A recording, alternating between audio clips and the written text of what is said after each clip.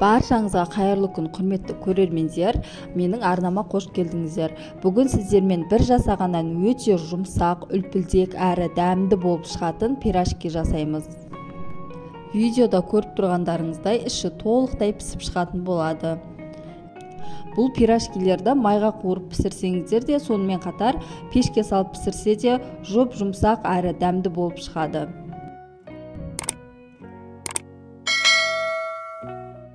Ең алдымен қамырын илеп қоямыз. Ол үшін бізге ұн, жылы су, жылы сүт және сары май керек болады.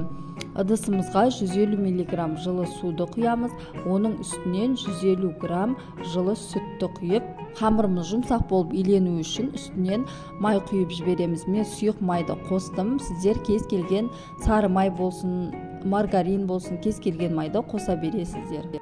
Және үстінен 1 шай қасық толы ашытқы, 1 шай қасық тұзды қосып, жақсылап араластырып, иеліктен өткен дайын ұнымызды 2-3 бөлікке қоса отырып, жұмсақ қамыр илеп шығарамыз. Қамырымызды жақсылап арасында түйіршік қалмайтындай бір келкі етіп илеп шығамыз. Ең бастысы, илеген қамырымыз қатты болып қалмау керек.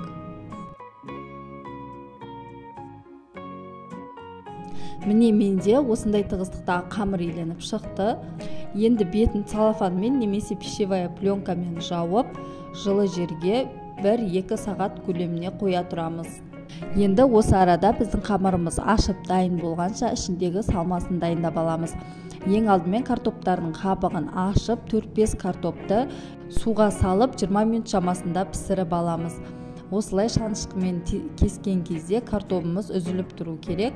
Одан соң суын төгіп, картоптарымызды езіп дайындап аламыз. Суының барлығын төгіп тастамаймыз. Түбінен 1 сантиметрдей су қалдырамыз және үстінен ыстық сүтті құйып, дәл осылай езіп аламыз.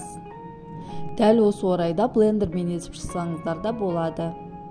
Осылайша картопты езіп дайындап алдым. Енді 3 бас пиязды алып, ұсақтау етіп турап, картоптың үстінен қосып жібереміз. Егер пиязды майға қуырып барып қоссаңыздар да өте дәмді болады. Әрине ол өз қалауларыңызға байланысты. Енді 1 шай қасық қара бұрыш және 1 шай қасық тұзды қосып, жақсылап бір араластырып шығамыз. Салмамыз дайын болды. Енді осы арада біздің қамырымызда ашып дайын тұр екен. Қамырымыз әдемі болып ашыған екен. Енді қолымызбен 1-2 басып илеп аламыз. Қамырмен жұмыс жасау оңай болу үшін қолымызды осылай маймен майлап алып, кесуге ыңғайлы болатындай сопақша зуала жасап аламыз. Және бәрін бір келкі етіп кесіп шығамыз. Мен көз мөлшермен осылай кесіп шықтым. Егер сіздер дәл осы пирожкиді тапсырысқа жасайтын болсаңыздар, таразының көмегімен бөлген ыңғайлы. Майда қамырымызды дәл осылай қолымның көмегімен илеп, дөңгелек формаға келтіріп шықтым. Ұсақ зуалаларымыздың арасын алшақ орналастыруымыз керек. Біраз тұру барысында біздің қамырымыз көтерілетін болады. Қамырды ашыту барысында балғын ашытқыны қолдансаңыздар, сонда дәл осылай әдемі болып көтеріліп шығады. Енді қамырдың бетін дәл осылай пищевая пленкамен немесе целлофанмен жауып 10 минут уақытқа қалдырамыз. 10 минуттан кейін ең алғашқы илеген қамырымызды алып, оқтаудың көмегімен бір келкі етіп жая бастадым. Қамырымызды ешқандай да ұн сеппей жайып шықсақ та болады. Ешқандай жабыспай өте әдемі болып шығады. Құрметті көрермендер, қазақ тілді YouTube каналдарының дамуына өздеріңіздің аз да болса үлестеріңізді қосып, астыдағы подписация бөлімін басып, арнама тіркеліп кетіңіздер. Менің каналымнан сіздер іздеген бірнеше рецептерді таба аласыздар. Және видеоны соңына дейін көрген болсаңыздар, астыдағы комментарий бөліміне өздеріңіздің пікірлеріңізді жаза кетіңіздер. Осылайша қамырды жайып дайындап алдым. Қамырымыз қатты жұқа болып кетпеу керек. Және дайындап қойған салманы ішіне салып, жақсылап түйе бастаймын. Екі шетін бір-біріне жапсырып, 2-3 қайтара қысып шығамыз. Қамырымызды қуыру барысында арасы ашылып кетпейтіндей болу керек.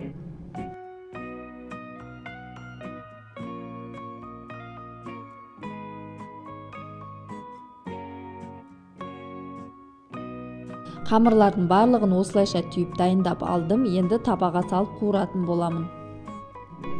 Қызып тұрған майдың үстінен пирожкилерді салып, екі беті қызарғанша пісіріп аламын.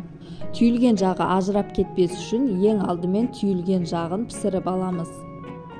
Майдың қызу деңгейін бақылау үшін ең алдымен бір пирожкиді салып пісіріп алдым. Газдың астын орташадан төмен етіп қойып пісіріп аламыз.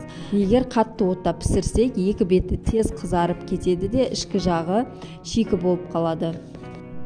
Пирожкилеріміз толық пісіп шығу үшін әрбір бетін 2-3 минуттай ұстаймыз. Сол кезде пирожкилеріміз қып-қызыл болып, іші толықтай піседі. Пісіп болғаннан кейін артық майын өзіне сіңіру үшін қағаз сүлгінің бетіне орналастырып шықтым. Ал егер сізге қуырылған пирожки ұнамайтын болса, онда дәл осылай табаға пісіріп алуымызға болады.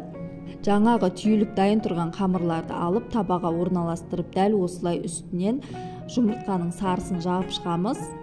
Және 180 градуста ысып тұрған пеште 25 минут шамасында пісіріп алдым. Өте әдемі болып көтеріліп пісіп шықты. Көріп тұрғандарыңыздай іші де толық піскен.